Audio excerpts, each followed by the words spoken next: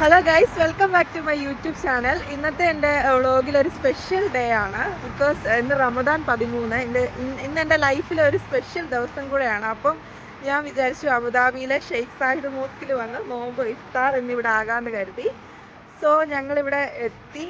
അപ്പം മോസ്കിലോട്ട് പോവുകയാണ്. മോസ്കിലോട്ട് പോകുന്ന കാര്യങ്ങളൊക്കെ കാണാം.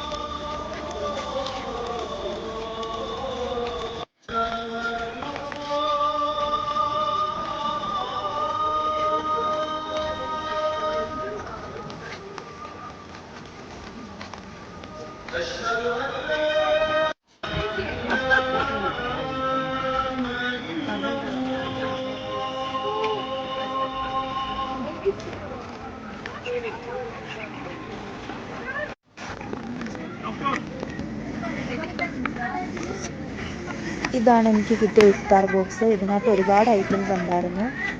ഇതിനകത്ത് ഫസ്റ്റ് നോമ്പ് തുറക്കാനായിട്ട് കാരക്ക ഉണ്ടായിരുന്നു, പിന്നെ മന്തി, ചിക്കൻ മന്തി റൈസ് ഉണ്ടായിരുന്നു, പിന്നെ ആപ്പിള്, ബനാന, പിന്നെ സലാഡ്, പിന്നെ കറി കറി ഉണ്ടായിരുന്നു, പിന്നെ വേറെ ഒരു പ്ലാസ്റ്റിക് കവറിനകത്ത് ലബാന് ജ്യൂസ്, പിന്നെ അങ്ങനെ കുറച്ച് ഐറ്റംസൊക്കെ. എല്ലാം നല്ല ബ്ലെസ്ഡ് ആയിരുന്നു എന്തായാലും.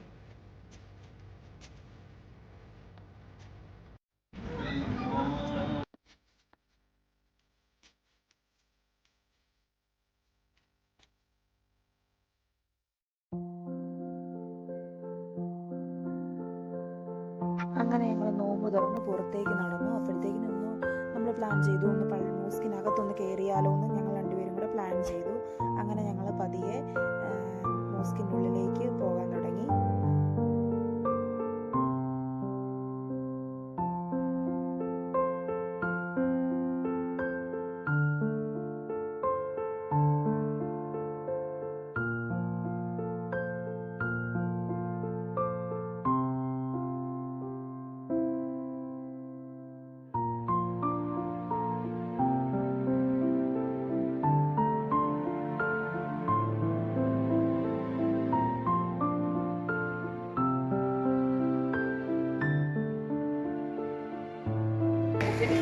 അങ്ങനെ നമ്മുടെ ഇഫ്താറൊക്കെ കഴിഞ്ഞു.